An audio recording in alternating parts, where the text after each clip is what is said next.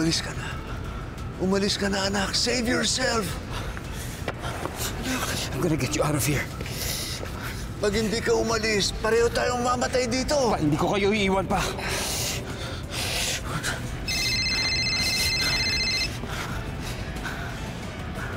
Nagustuhan mo ba yung sorpresa ko? Gago ka talaga, Elias. Kung ako ang gusto mo, ako ang harapin mo, hindi dinadamay mo yung tatay ko. Kung papatayin ko siya, idadamay na kita. Bilisan mo, Daniel. Tumatakbo oras. Hayop ka talaga. Nahanap mo na ba si Daniel? Hindi pa. Pero may nagtip sa akin kung nasan daw yung kotse niya. Andito ako ngayon sa building. Okay, please keep me posted, ha?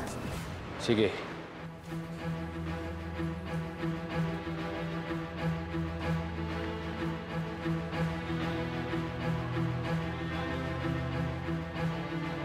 Daniel, umalis ka na. Anytime sasabog na ito. Pa, hindi ko kayo iiwan. Mahal ko kayo pa. Mahal din kita.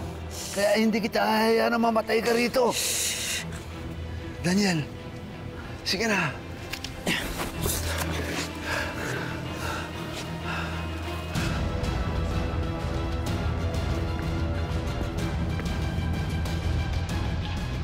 Siguro naman patay na si Daniel. Posible makatakas siya doon. Hindi basta-basta nag-defuse ang bomba. At siniguro ko na wala ng takas yung walang yun. Dahil ilang sandali na lang,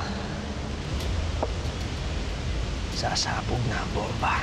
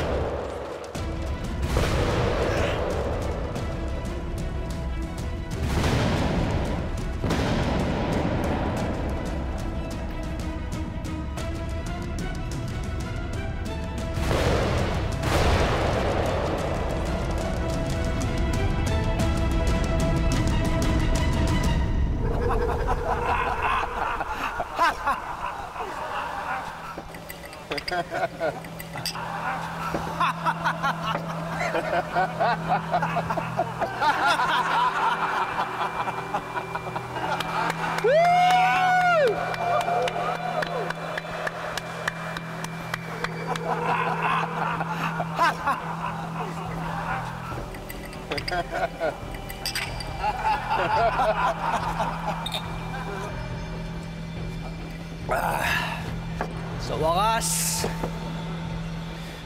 napatay na rin kita, Daniel. Magkita na lang tayo ni Satanas sa impyerno.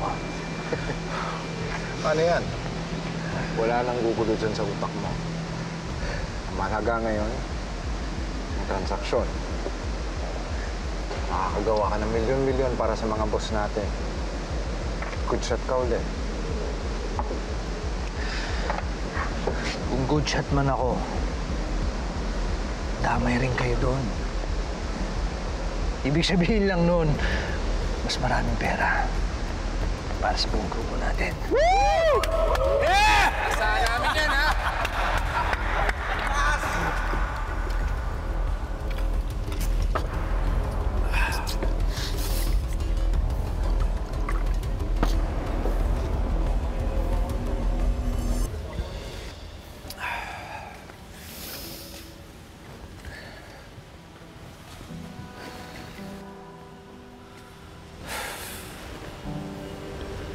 Uy, paano yan? Patay na si Daniel.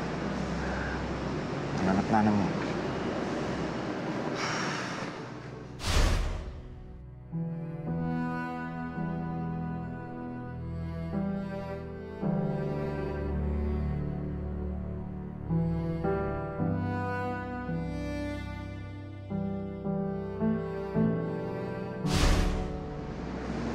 Ikaw maging masaya. Pipilitin ko maging masaya. Nawalangan ako dahil kay Daniel. At ngayon wala na siya. Kakalimutan ko na ang lahat ng masasamang alaala at nangyari. Gawa mo na yung pinangako mo kay Sammy. Okay na siya.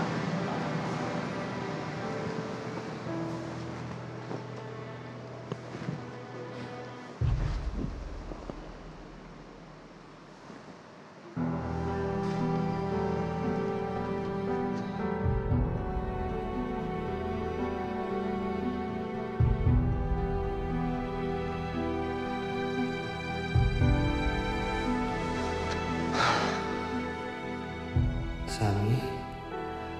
Anak? Naipaghiganti na kita. Wala na yung taong naging dahilan kung bakit nawala ka sa akin. Nasaan ka man ngayon, anak? Lagi mong tatandaan na mahal kita. Mahal na mahal ka ni tatay.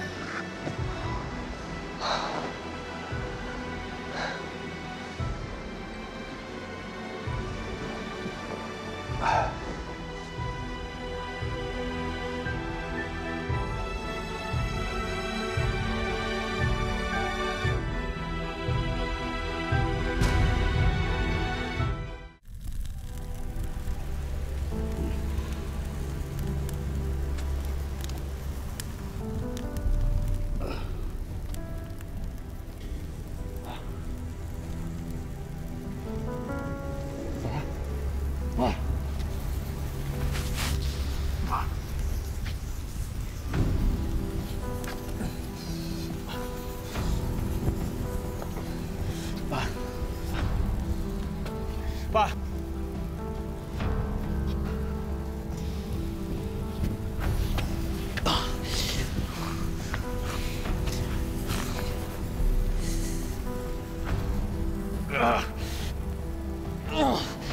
Pa!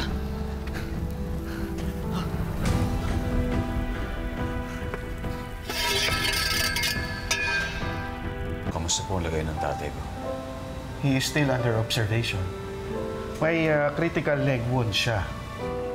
Hopefully, hindi ma-amputate ito at maagapan ng gamot. May mga sugat din siya sa arms, sa face, caused by the shrapnels and the debris ng pagsabog. Please do everything. Lahat magawin niyo para gumaling lang siya. We are doing everything we can, Mr. Larrazabal. Let's just hope and pray na hindi na mag-worsen ang kanyang leg wound.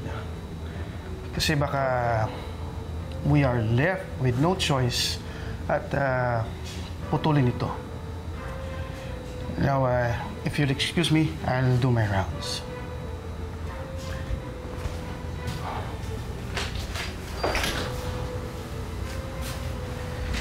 Mas madadagdagan pa ang kaso ng gagong Ilis na yan.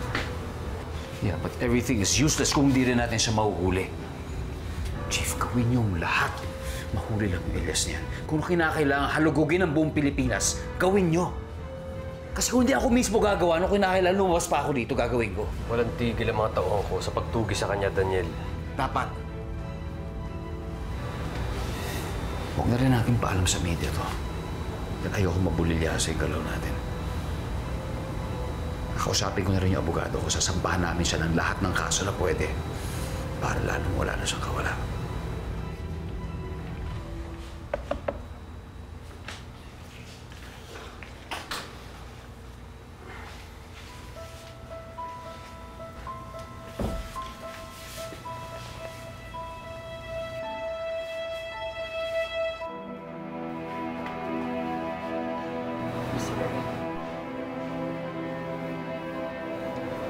Glad you're alive.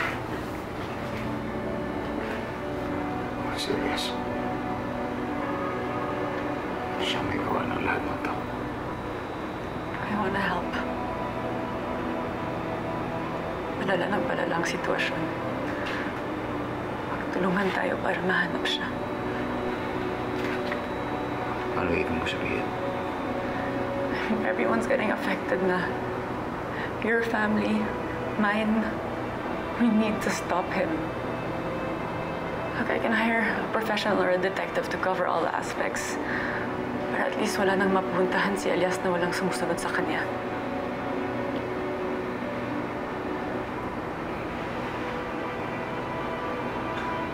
Sige. Thank you, Abigail.